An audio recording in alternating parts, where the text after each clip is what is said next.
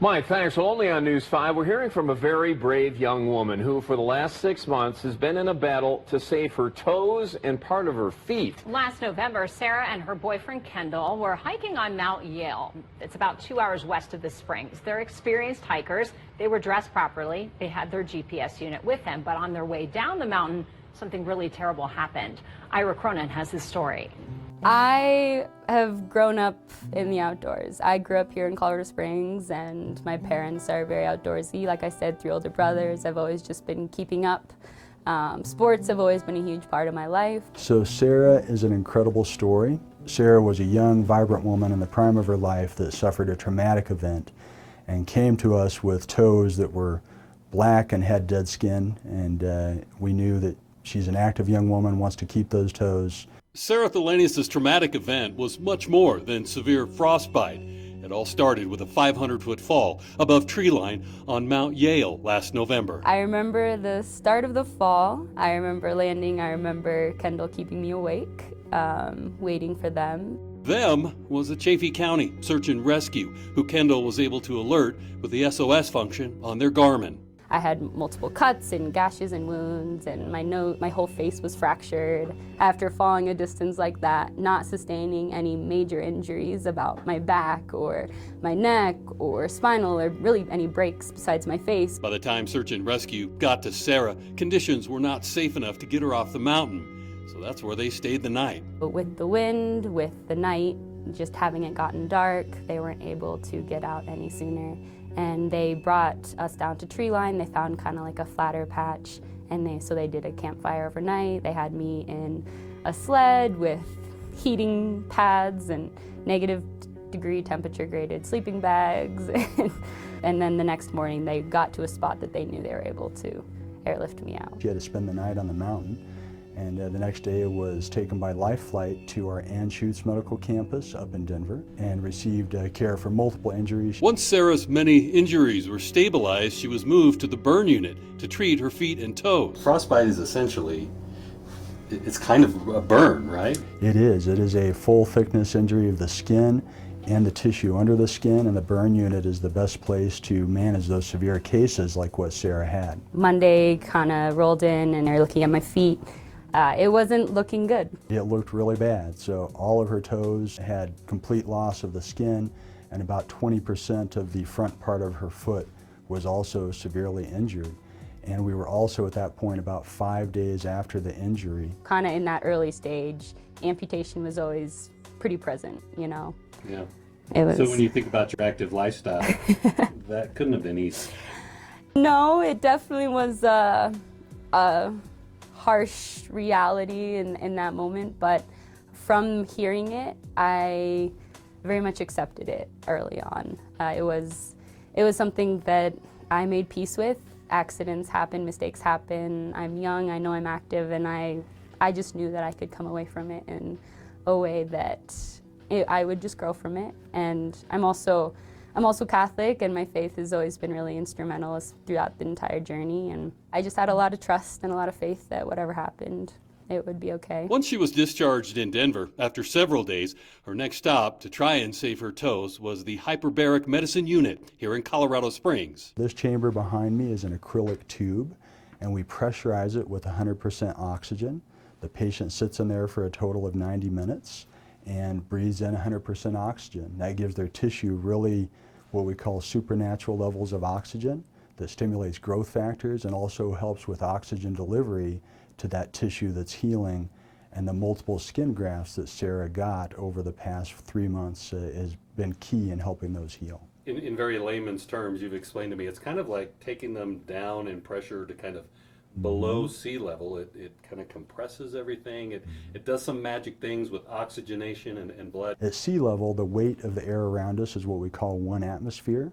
In this chamber behind me, we take patients to 2 to 2.5 times that pressure. So we call it 2 or 2.5 atmospheres of pressure.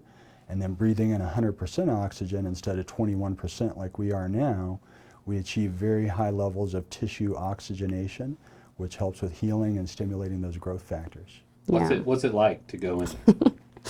I describe it to friends as going in a water slide, you know, like those clear tube water slides, and you just get slid in, but then it's also combined with diving and swimming and the pressure change or changing altitude, going to the mountains. Do you notice it, or is it so subtle that it just kind of gradually gets there? No, you notice it. You notice it. Are you popping your ears? Yep, you have to. So when I first got discharged from the hospital, they were worried. They didn't think I would be able to do the chamber because I had a full of 4 fracture on my face, and I had fractured my jaw, my whole nose. I had fractures, and so they thought the pressure was going to be too hard for my face. I wasn't going to be able to withstand the pressure in diving, and so we went very, very slow in changing pressure on the very first day. It took a while to get there, and then when we got there, everyone was just so excited. Rachel went and told my parents and Kendall, and they were all just waiting so anxiously to see if I was even going to be able to do the treatment. Now 6 months later, Sarah continues to make a miraculous recovery,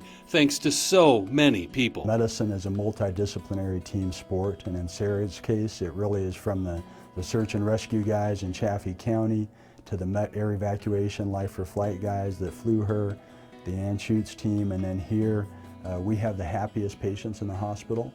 Our nurses get to see these patients every day. They bond with them, they connect with them, and they provide, in her case, limb-saving care that saved her toes and the front part of her foot. From the very beginning, and I had friends and family visiting me in the hospital, and then my brother staying longer to help take care of me, and it was just my entire family, all my friends, all the people here, all the doctors, all the nurses. They've just been a huge part of where I am now and who I am now, I would say. I've just grown so much in the last 6 months, and yeah, it's just been a very incredible and blessed journey. This is a huge win. You know, it is such a pleasure and a privilege to see her go from where she was before Thanksgiving to where she is now. She didn't lose any of her toes. The skin on the top of her toes, where months ago we could see her tendons, is now completely healed. Well, it's got to be the wins like this that keep you coming to work and just have to give you it's such a rewarding feeling. Absolutely. It's the why in what we do. It's the why in what this multidisciplinary team of nurses, techs, and doctors does. It's why we come to work every day. When you see your feet now, what do you think? It's hard to believe.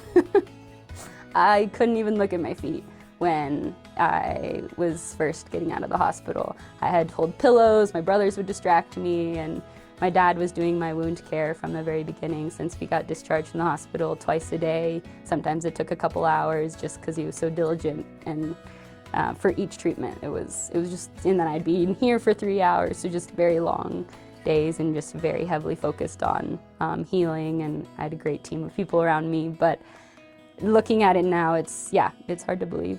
It's amazing. Sarah's back on her feet. One foot's back in a regular shoe, and Kendall has put a ring on her finger. Her future looks bright in so many ways. So going back to Mount Yale? Yes, absolutely. You don't win? That's that goal. I don't have a time frame. Okay. I'm not in any rush, but I would like closure. You know, I think that it's something that I would love to do, and something that I'm excited to do. I'd love to see it and kind of have that experience in a different way. I think we'll try it in the summer and a little bit of warmer weather, but yeah, just when I'm out of the boot and the wound's all healed up and I'm able to walk and train and condition and then get back to it. But you know, our toes are one of those things you probably don't think about until you've got a problem with them. I have no doubt that Sarah and Kendall will be back on the summit of Mount Yale sometime soon. For News 5, I'm Ira Cronin.